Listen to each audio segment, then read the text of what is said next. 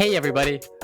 We are Bad Content, and this is the podcast Psych Papers, where we go over kind of different psychological studies each episode, where we review it, talk about it, some of the more famous unethical studies that are kind of fun and spicy, and then some of the less known ones that are still very interesting. I'm Chris, and this is my friend Joseph, and we are your hosts today. Do you ever change how you act to conform to the group?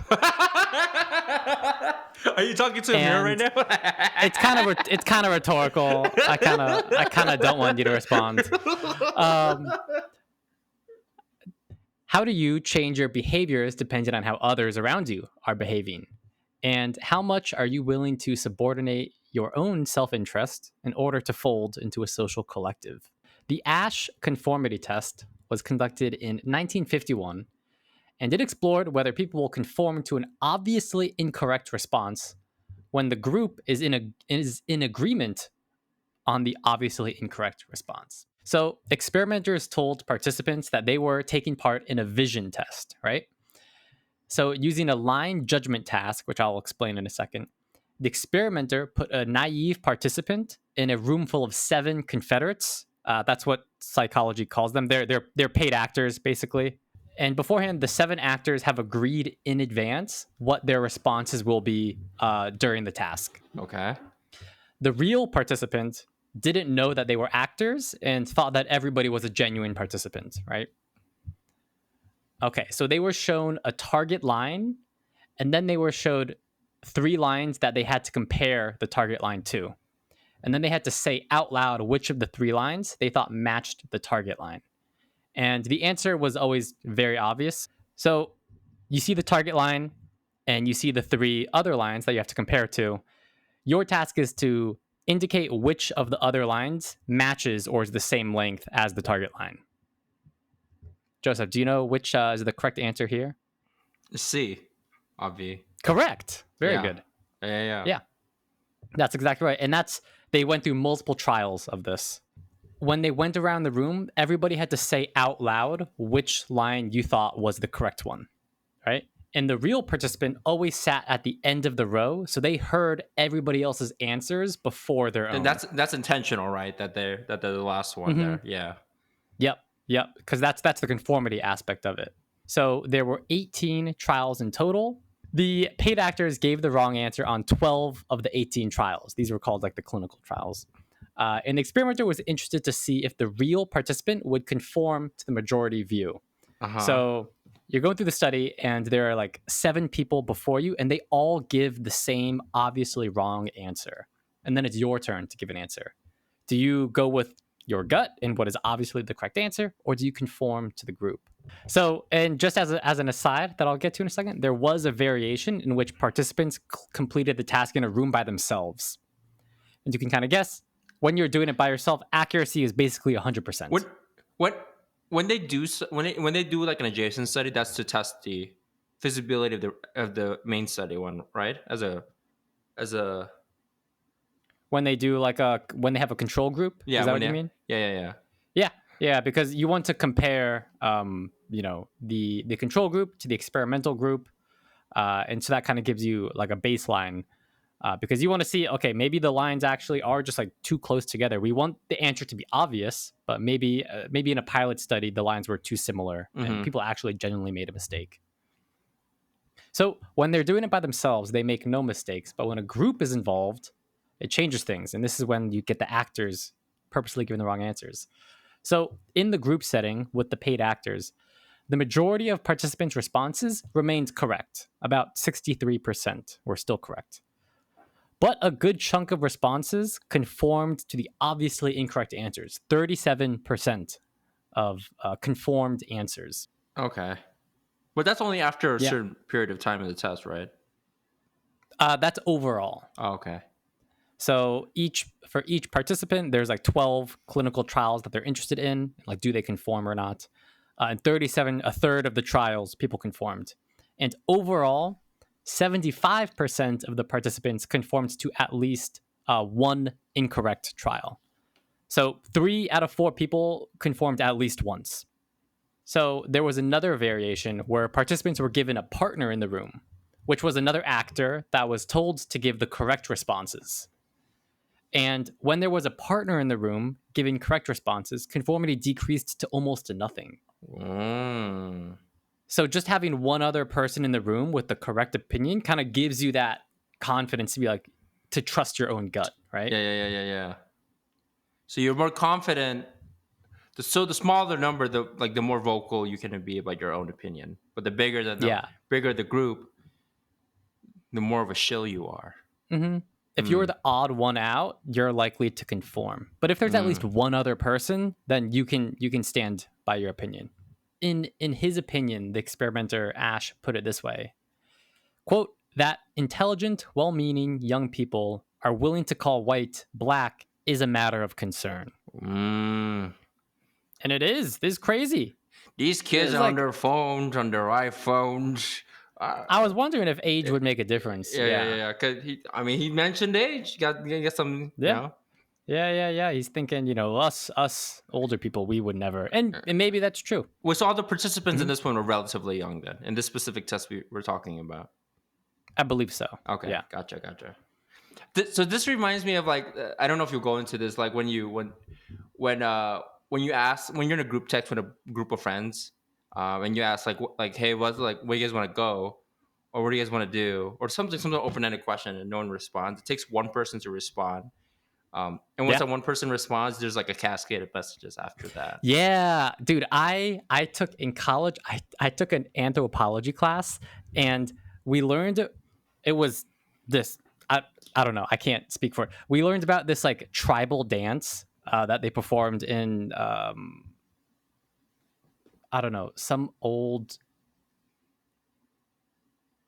tribe in near caveman days or something. It was this old dance that we learned. Okay. Right? I really should have looked it up beforehand. He shot in the dark. Caveman days. It was an old tribal dance. Hey, when guys have tribal tattoos and they just say it's tribal, nobody asks for further explanation. They're okay with that. I will ask. What tribe are you from, son? Oh, yeah. Are you from Chippewa? Iroquois? What is it? Yeah, right. All right. So she taught us this dance, right? Oh yeah, go ahead. And at the end of the class, we took the final exam in person, and she told us, "Hey, when you're finished with your final, you can hand it in the front of the classroom, and then you can leave when you finish. But if you hand in your final exam, put it on the table, and then if you dance out of class, if you do the dance out of class, you'll get 2 extra points on your final." And that whole thing was a little social experiment. And you can imagine the first 5 people that turned in the exam, nobody did the dance because it's kind of awkward and it's weird. But then once one person did it, every single other person after that did the dance because they broke the ice. And then I was like, oh, okay, now it's okay to look kind of silly and foolish. Look dumb. Yeah. All right, cool. Yeah. Well, that's what that was my nickname in our improv group, the Icebreaker. Dumb and fool. Oh. Yeah. That's me. I'm breaking ice. ice. We called you. Yeah. The Icebreaker. The Icebreaker. Yeah. You and your 2 little mallets. Let's get a conversation going. Yeah. What's the weather like today? So when they had a partner, right, they conformed way less. And participants were interviewed afterward.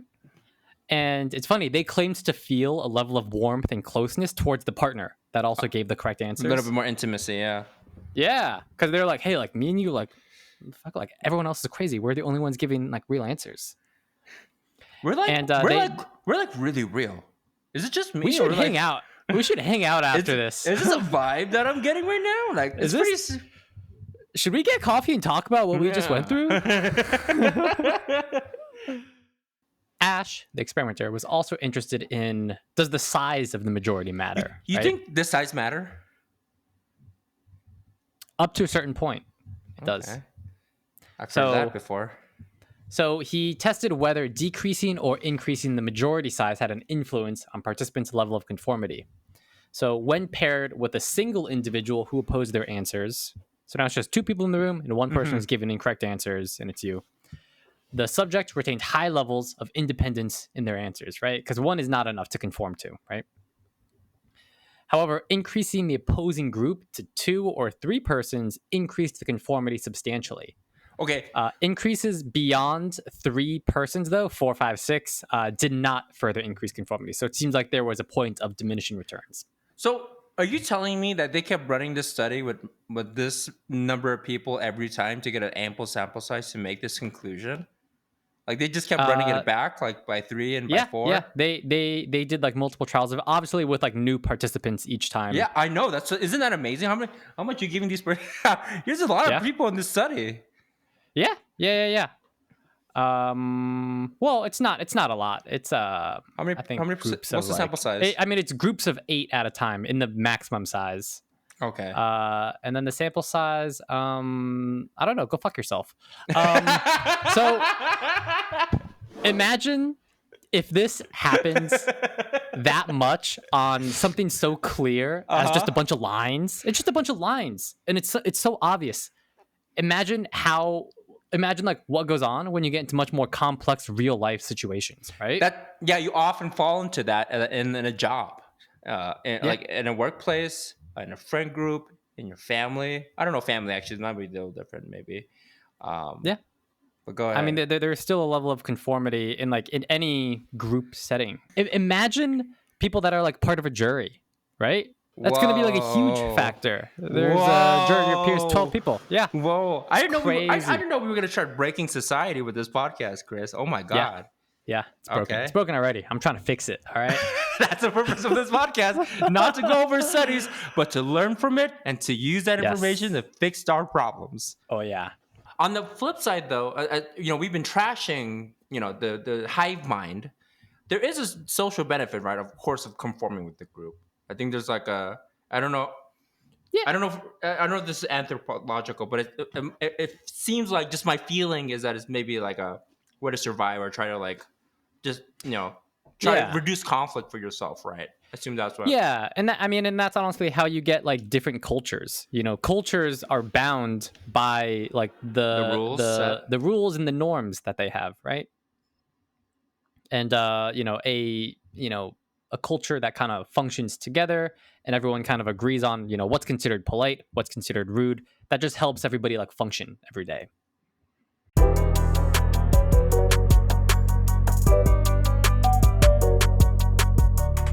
All right, so this is the part of the episode where we talk about the follow-up research we conducted. I was interested in, for this follow-up research, how conformity and personality interact. So what type of personality might interact with conformity?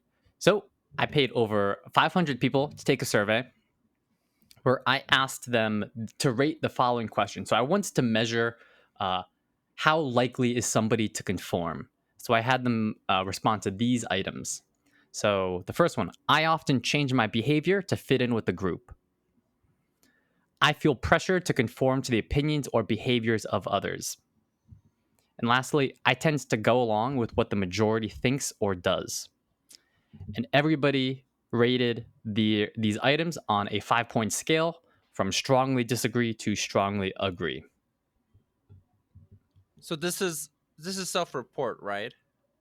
Yes. So I struggle with these types of like surveys where there's sort of like a statement and I have to sort of like select how I feel about that. But there is a thing in qualitative research where people like mislabel or misrepresent how they actually feel about something. Like there's the perception of what I want others to think of me and the perception of what I think of myself and how I perceive it. I feel like those two things get muddled. Does that make sense?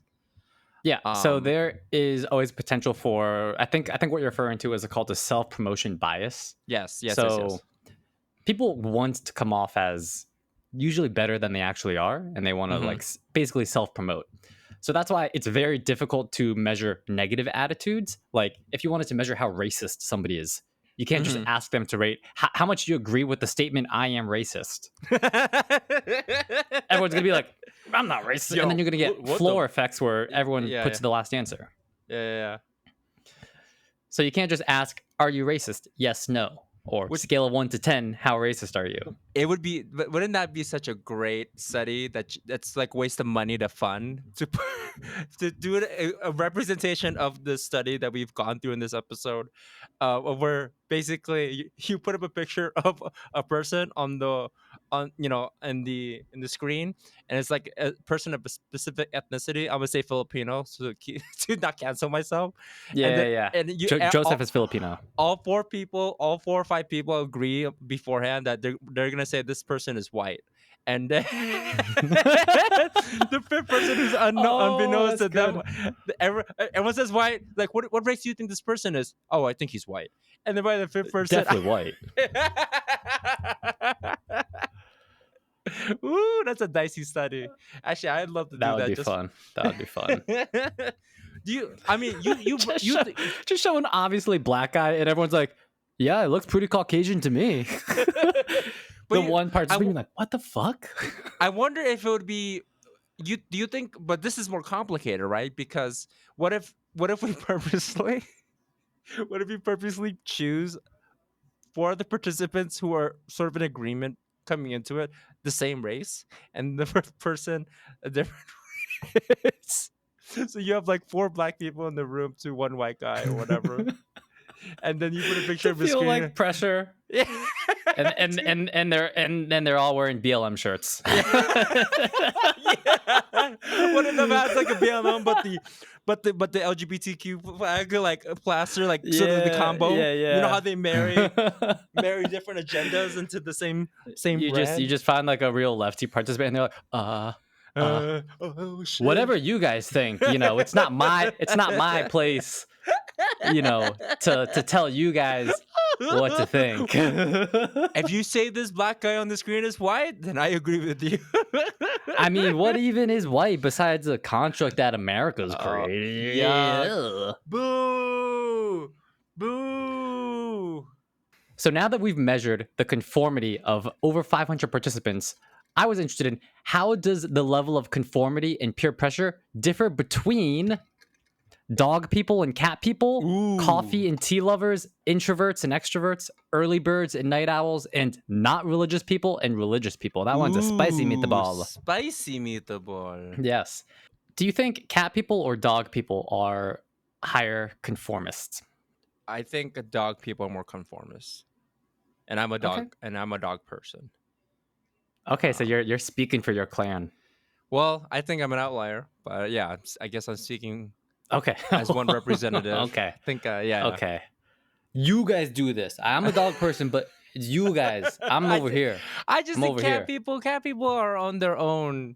They're on their like cats. They're on their own wavelength. They do their own thing. All right. Well, Joseph, you're exactly correct. Do- Dog people exhibited higher levels of conformity than cat people. Nice. And and I have the stats here, Interesting. this was a significant difference with a Cohen's D effect size of negative 0.2. Oh my In the god! You stats actually, world, that's a smallish effect size, Chris actually did but math significant. for this. Oh yeah. Oh yeah. After I called them out the previous episode. I What's was the like, all right, you want p-value? math? The You want p-value is math? fuck All off, Joseph. right. I want to say that if I'm going with the, again, this is just, my thoughts now.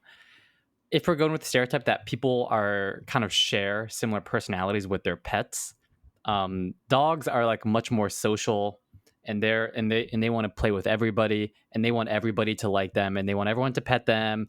And if we're going with theory that people are similar to their personalities with their pets, dogs would be a lot more conformist and willing to like, yeah, like I'll do whatever. Let's just like hang out and play. Whereas cats are kind of more to themselves, and they're like, man, like I'm just gonna do my own thing. You guys do you. I'm gonna do me. Um, yeah, that's my very unscientific thought. I like that. I like that. Yeah. So people kind of, it's not causal. People buy the pets that closer match their personality. Who do you think exhibits higher conformity levels between coffee and tea lovers? Conformity levels. It's probably coffee people, and I think only that because I think coffee is more of a thing than tea. I feel like Okay. that's why Starbucks is so ubiquitous. I feel because of coffee. Okay. True. True. Okay. Good guess. Wrong Coffee's more though. mainstream. Wow, Tea lovers exhibited much higher levels of conformity than coffee lovers. interesting. This was even more significant, higher D value, 0.26. A little too much That's emphasis on getting into that to the prove me medium wrong. range. That's getting into Yeah, the yeah, yeah. medium effect range. And do you have any thoughts on this one? Oh well, this totally rejects my initial idea going Yeah. into it. I have no idea. I can't. I thought coffee was a more mainstream thing than tea. Yeah, I think it is. I think tea lovers compared to coffee lovers are Just more our thoughts. Yeah. probably closer to like homebodies. That's the stereotype I imagine. They're more Mm. homebodies, and they. I think of tea, and I think of like curling up with a good book on a rainy day. Um, and that trope in my mind makes me think of a person that is reading whatever book that is like currently popular or that This they're in the told to, zeitgeist. or Yeah, yeah, yeah, it's in the zeitgeist. The zeitgeist. yeah, yeah, yeah. I All heard hail your the word. zeitgeist. All right. Conformity levels between introverts and Uh, extroverts. this is easy. It's extroverts, hands down. You think extroverts are more conformist? Yeah, I think so. Correct. Extroverts exhibited higher levels of conformity than introverts. Yeah, This makes perfect sense to you. Tell us why. yeah, yeah, yeah. Because extroverts, they just want to like they're very people are heavy on people, and you have to. I think the best extroverts I've met mesh in the room very well. They can go Mm. into any social circle. They can weave through a party and talk to anybody about anything, and they sort of commute like you. You become a I was about to chameleon. say, I think you said that about me, I right? have in a previous episode. What do you think about the conformity levels between early birds and night owls? Oh man, And I know you're an early bird. I am an Joseph's a early big bird. old Yeah, early bird. yeah. I wake up like at 4:30 a.m. Yep. Um, All right, whew. you didn't have to drop that, but I don't okay, know. that's cool. Yeah, Yeah, it's weird. I had a flex in that. It's a weird yeah, flex. yeah, Even though yeah. for most people, when I say that, they're like, "Ew, why?" Ew, Ew. like a sense of disgust. Do you work? Yeah, do you work like a trucking job? No, I fucking work in tech. Oh yeah, I yeah. the most, a the nine to most, five job. the most common job where you could sleep in until whenever. Yeah, You got yeah, yeah. I know coworkers that like up until the minute their 9 o'clock meeting comes up, yeah, just tells me like, "Oh yeah, I just got out of bed. I have camera yeah. off." Okay, this one's hard. I want to say night owls are more conformists. Well, early birds exhibited higher levels of conformity than night owls. Oh man, Yeah, that's you. that's me. A conformist. Wow. That's So you. dog You're that person, big orange bar. early bird, Yeah, man. oh man. Cuck. Is that what you said? I was about to say coffee, but then I realized that coffee Oh. wasn't conformist. Coffee Yeah, was yeah, no, but no. Yeah, no. Let's just throw that. That's part of my character on this show. I mean, I'm a dog person. I'm an early bird, and I'm just, also an just infamous cuck. no, you're not infamous. You're just a plain old cuck. Just All right. you didn't give the good. Yeah, I think that's I think it might be because early birds they're probably getting up for a reason. I mean, that's obvious, but they're getting up to either probably like work or work out or care for their baby. I don't know other reasons that you would get up early. I'm clearly a night owl. Meditation, a nicer Meditation, I breakfast, guess. nicer So, just a breakfast, walking slow your start to the day. dog. Yeah, Yeah. that is nice. Yeah, but I think most of the reasons maybe working out, maybe starting work early. That's kind of all Maybe that's more conformity stuff behavior. to Maybe people who it are might be I wonder. to fit in Yeah, with a certain idea or yeah. ideal. I wonder. I wonder if you had ran one where it's like a people that are come on time, people who Mm. like arriving on time. Oh, punctual versus like people that always show up late, Punctual. like me. Yeah, like me versus Yeah, you. Yeah. yeah. Well, anyways, we did not do that study. Okay. You ready for the spicy meatball? Oh This is yeah, a I'm ready for the spicy, spicy. spicy one. Super Yeah, yeah, spicy. yeah. All right. What do you think about conformity levels between non-religious and religious Ah, people? I gotta say religious people. And I'm not religious anymore, but I love my religious people because I was. It's kind of, it's kind of the obvious answer, right? Yeah, yeah, Right. yeah. Oh If no, I don't like. just between me and you. Yeah. Okay, That checks was out. what the data showed. Oh Religious my people god, exhibited my, higher my, levels of my conformity heart than rate was non-religious people. increasing. I thought you were gonna I thought you do American Idol, and you are going on to the next round. Yeah. I'm so sorry to say that you will be going to London. Oh man. Yeah. So Okay. this one I think was the largest effect size so far. Yeah, I think. Interesting. Yeah. So religious people pretty conformist. That again, and that's not even a mark on them. They literally have like sets of rules and doctrines that they have Yeah. to conform to. So of course that makes sense. And people probably more people that are believing community in general probably will Yep. have to conform to be part of that community, right? Yep. And Um, especially if you were raised religious and then you became non-religious, you're already exhibiting a level of like non-conformity. So, yeah. all right. The final little bit of research that we have for today is how do you think conformity is influenced by your age? This is hard because it could go two ways.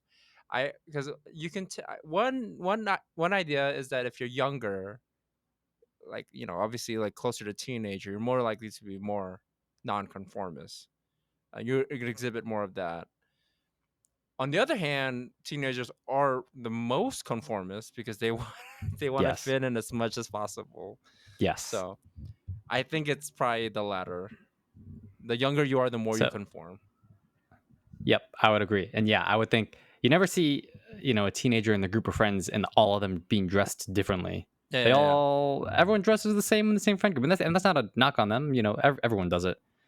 Conformity decreases as you get older, right? And this, I Right. think we both kind of agreed on this as we were just talking about off camera.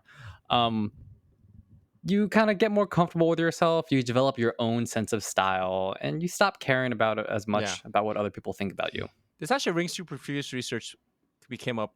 I forget which episode, but like I just feel like when you get older, you just you don't care as Yeah, much. yeah, yeah. It was the little Psych Papers episode 2, Little Albert, where we studied fear and how Right. fear differs between different groups of people. And one of the groups was age, and we found in the data that as you get older, your fears generally decrease for most fears. Your fear of death, your fear of germs, your fear of heights, your fear of Right. zombies and ghosts. Yeah. Yeah. To wrap it up, how does conformity differ between personalities? The highlights are the higher conformity group. So, dog people were more conformist than cat people. Tea lovers were more conformist than coffee lovers. Extroverts, more conformist than introverts. Early birds, more conformist than night owls. And religious people, more conformist than non religious people. And the other groups like beach versus mountain lovers, Mac PC users, pineapple on pizza, recreational drug users, I didn't find any significant difference between these groups, so I decided not to include them. They all kind Okay. of hovered around the middle, around the midpoint of the scale. Okay. As a general profile, I guess that's the way to send us off to just sort of summarize. Like I think from the study we realized that the more what was the number? Like more than 3 or 4 people, you're likely to conform.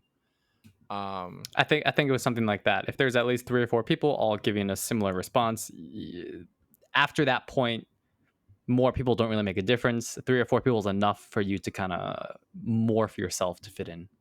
Gotcha. And then for stuff like dog people and tea lovers, and like if we wanted to do like a follow up survey, follow up research, how would we sort of nail this down? Really understand the behaviors between the differences in these groups. Would you just ask more Uh, like could personality type questions to like could you could you elaborate? like we kind of gave our own like personal anecdotal like analysis of why we might think dog people could be more conformist than cat people, but how would we want to explore that further and be more certain like Oh, so you're why that is interested in what's the mechanism that's yeah causing these differences. yeah yeah So If Okay, you so wanted to do so it, dog people yeah. are more conformist than cat people. Why is that? Mm-hmm. And and is which direction does it go? Does owning a dog make you more conformist, or does being more conformist make you more likely to own a dog? Mm-hmm. What's the direction of the causal Yeah, yeah, yeah. relationship? That one I would have no idea. We would need to do a study where we would collect like 100 participants and then randomly assign them to be given a dog or a cat for like a month or 2 months, and then Okay. they would have to live with each pet, and then we'd like give them surveys throughout, and then measure Okay. It's more differences. complicated than I thought it would be. Yeah. Never mind. Not as simple as sending a follow-up survey. But hey, Gotcha. if you have 100 dogs and 100 cats and 200 really nice people that would be willing to and participate, let you're me know. and you're and you're desperate and you can't, and you're a PhD student in psych and you can't find Yeah. a thesis topic to write Yeah. on. There you go. I There's think a freebie from us. maybe we'll start with hamsters. That might be easier. Dog Ha- people, cat people, hamster Hamster people. people. Yeah, there we go. All right. Peace out, hamster people. Thanks. Later.